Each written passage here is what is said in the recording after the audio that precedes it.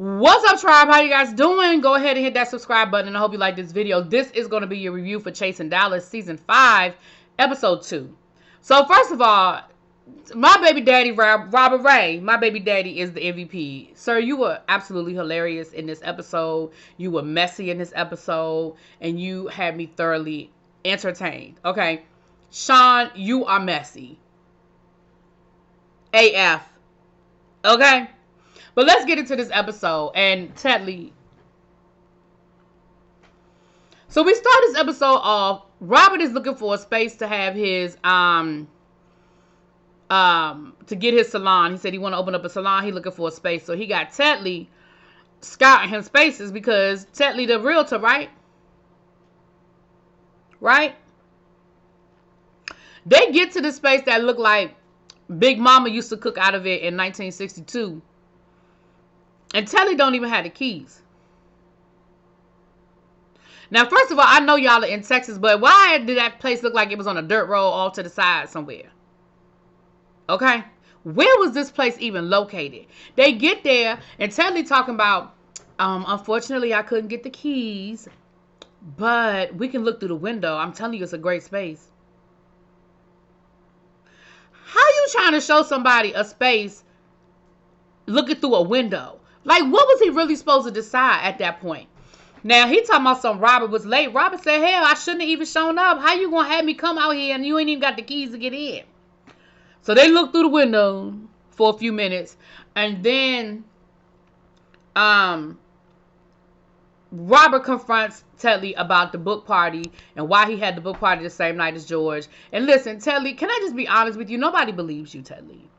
Nobody believes that you did not purposefully try to have your party on the same night as George's party. Nobody believes you, Tetley, especially since you ain't even had no books. You weren't even ready for a party. I could see if you said, well, I had 5 cases of books that I had ordered, and I had already paid for the caterers, and I had already done this and done that. And, you know, me and him we're not friends anymore, so I really didn't pay attention to the date of his party. But by the time I realized that the dates aligned, I couldn't change it.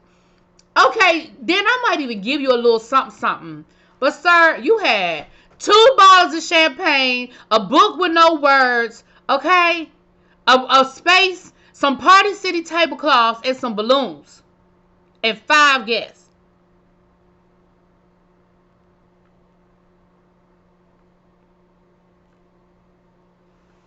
Moving on. So then we see, so then they ask him about the fact that him and Astro shared a man. I don't care nothing about that storyline anymore. I really don't care. Because my thing is, if Tetley don't care, I don't care. If Tetley don't care that Astro rolled with this dude, then I know I don't care that Astro rolled with this dude. Okay, moving on. So then we see Astro meeting up with his gay daddy, which, you know, listen, Astro, you got me. I ain't even gonna lie. Astro pulled a whole April Fool's Day joke. And I'm going to be honest, I woke up and it was the first thing I saw where Astro said he was quitting music and he was joining the military. Baby, I called Markel. Because I believed you. You had me, Astro. I said, Markel, what's going on with Astro? He said he quitting music. You know how you said music? How you said music? But it was an April Fool's joke. You got me. You got me. Well, I also appreciate this scene because we got a chance to get more information about this whole altercation he got into with his ex-best friend who is a female. Because I'm not going to lie, I was side-eyeing the situation last week because I was like, hold up, wait a minute. Why are you getting into physical altercations with females? What's going on with that? But it sounds like it was a situation where she hit him first. And then she had her boyfriend with her, so it was almost like he was in a situation where he couldn't retaliate because he obviously, you got your boyfriend over here. What can I really do? So I appreciate that we got some clarity on that because I ain't gonna lie, Astro, you was kind of getting drugged a little bit. I was watching a couple of other reviews and people was feeling some kind of way, myself included, that you talking about something you got into a physical altercation with your ex-best friend. Okay. Now, we also found out that he is doing his Dallas takeover event again, and his gay daddy is going to be the host, and they did some music together, and, you know, he's really excited about that, so good for him. Then we get messy. So, Sean meets up with Robert and a friend of his And first of all, I want to give Sean kudos for acknowledging that the fashion blog was a flop. Listen, I know we drug you up and down the Dallas streets last season about this fashion blog, right? And Sean, I like you because I've met you in person. You were a sweetheart, but baby, you know, I had to just call it a thing. So Sean was like, listen, I've had a lot going on. You know, things were really going really well for me. And then things sort of kind of fell off. And then the fashion blog really didn't take off like I wanted it to. It wasn't lucrative like I hoped it would be. And so at this point, if it ain't making money, it ain't making sense. I need to move on to something else. He said, I've always been into smell goods. Okay, so I have created my own scent that I want to sell. And he had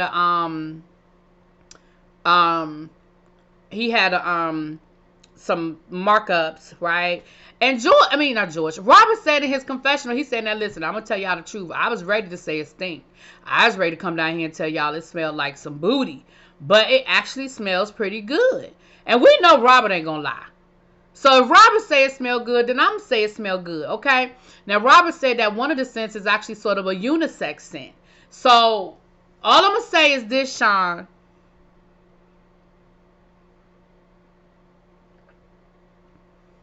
I ain't go to your social media. But when I go check your social media, Sean Lord, House of the Lord, down to the Instagram, I better see where I can buy this shit.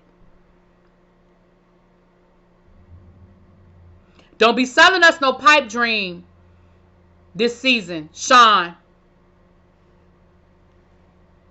Now moving on. Then we find out that Sean got some tea. Sean said that he had a friend that moved to Dallas. And he referred Tetley to his friend to look for a place because his friend was looking for a place. And allegedly, the friend went to go Google Tetley because he said, my friend is very thorough. My friend don't play no games. So he wanted to go see when was the last time he sold a house, what is the average house that he sells, what his better business bureau rating is. And come to find out, Tetley's name is not down to the register. Tetley's name ain't listed as a realtor in the city of Dallas, Texas. Or a broker for that matter. Now, I'm going to be honest with you, Sean. Listen, Sean, I'm here for the tea and I'm here for the mess because I think it was cute, right? But you know I don't believe that story, right? I'm going to tell you what I think happened. This what I think happened. What I think happened was down to the reunion last season, George threw that little breadcrumb out when George and Tetley was arguing. George told everybody that Tetley couldn't pass that damn test. He even said that he was helping Tetley study for the test, and Tetley still couldn't pass that damn test. And that's when Tetley brought out exhibit number 1, his little broker's license with his name on it and everything. And I think Sean took that little tea. He took that little breadcrumb and said, let me go see what's really going on. Because DeAndre, y'all know from last season, when he did his interview with Oliver of the Twixt, he said in his interview that Tetley was supposed to show him some places last season when he was looking to open up his lounge. And come to find out, Tetley couldn't get no keys to none of these locations because he's not a what? A realtor. And then I thought back, I said, well, hell, he couldn't get the keys to that, 1872 house that he was trying to show Robert and get him to use as his salon.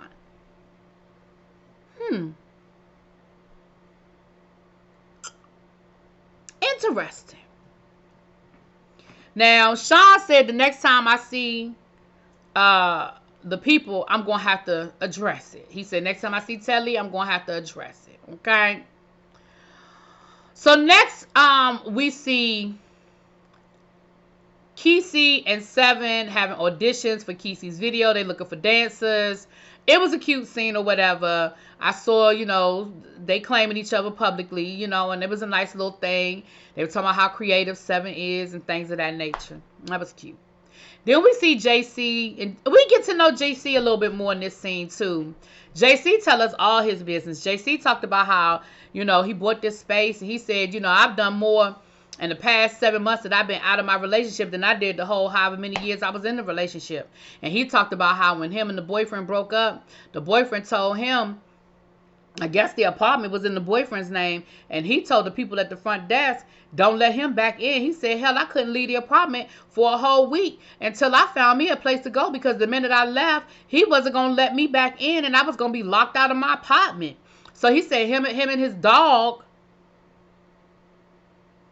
had to stay in the apartment for a week. He said, hell, I couldn't even order any Uber Eats because I would have to go downstairs to get the shit from the front desk for the Uber Eats people. I guess he live in the type of apartment where they can't come past the front desk. It sounds real fancy to me. But neither here nor there.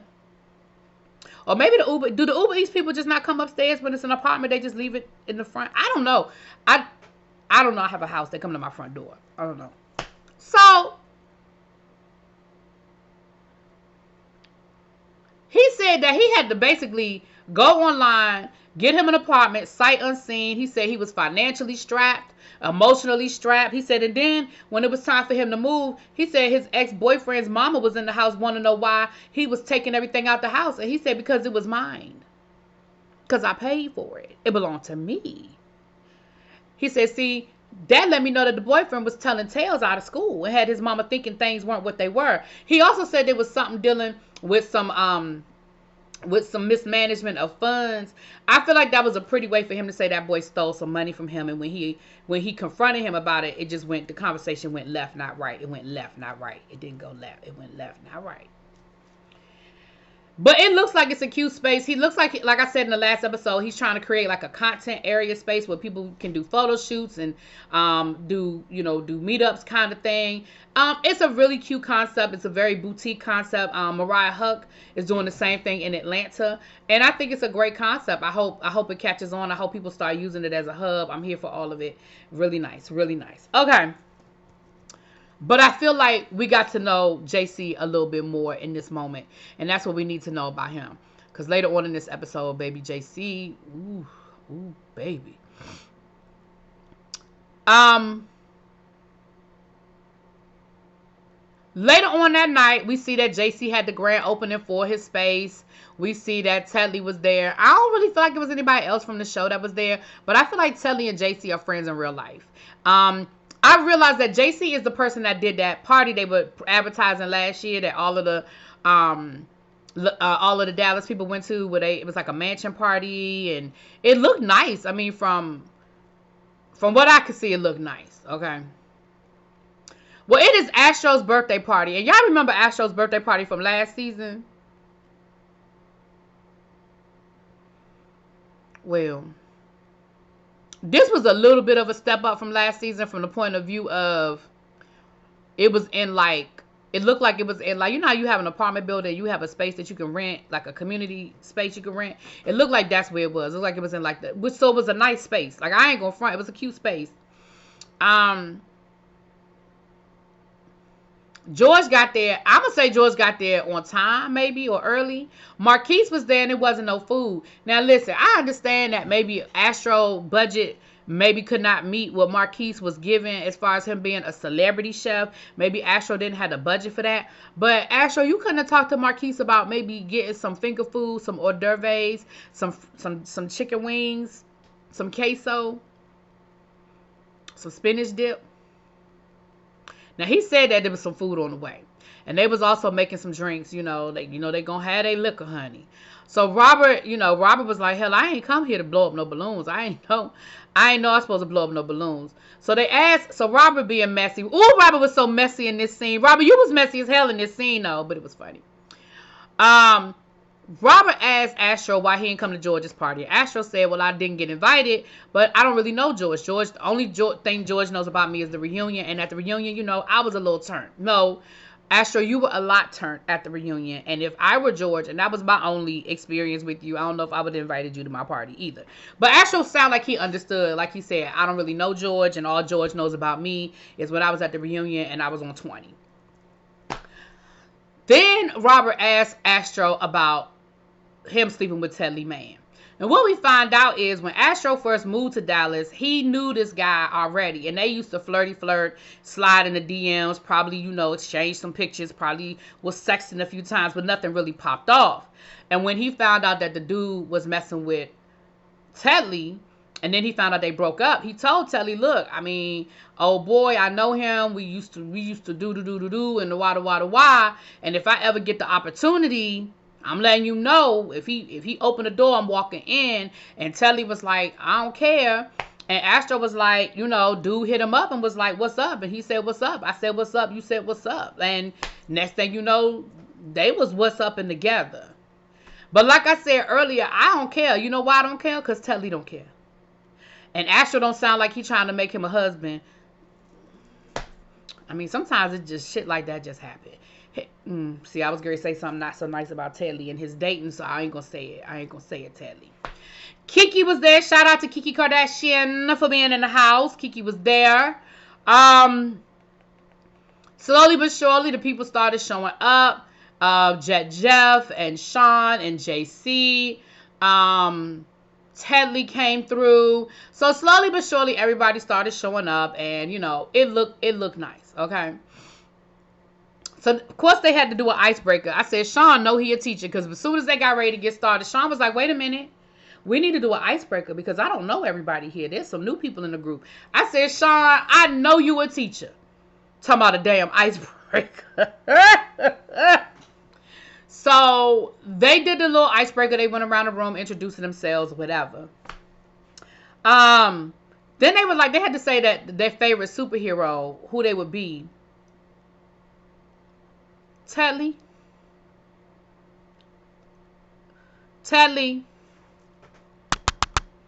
Baby, Harry Potter is not a superhero. Harry Potter is a wizard. I understand that that's a difference that most people may not understand, but it's not the same. So then Sean gets messy, and he decides he's going to confront Tedley about... Oh, did I forget that we saw a scene with Jet Jeff doing his aerobic exercise and situation? Shout out to Jet Jeff for being an aerobic instructor and going on tour. Okay, I'm sorry, I missed out. I forgot about that whole scene. So Sean confronts Tedley about the whole broker situation. Now, Sean, I understand that you said the next time you saw Tedley, you was going to have to ask him about it. I respect that. And I even understand we filming the show. I get it. I get it. But you could have pulled that man aside and had a conversation with him. Why you call that man out in front of everybody at Tedley party? He gonna lie.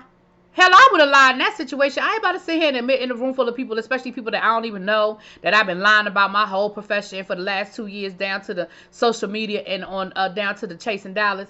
Ain't no way in hell I'd have told y'all. So of course Tedley said that Tedley said he did a bunch of him and him, but basically what he said was that the brokerage isn't in his name, it's under his friend's name, but he does have his broker's license. And every time he said something, baby, Sean had a counter. Well, no, I thought you were going to say that. But no, your friend does have a brokerage, but there's still nothing with your name on it. When you go to the database for the state of Texas, the city of Dallas, sir, your name is not on anything. You are not down as a licensed anything. So, baby, Tedley gonna say that he let his license lapse and that right now it is inactive.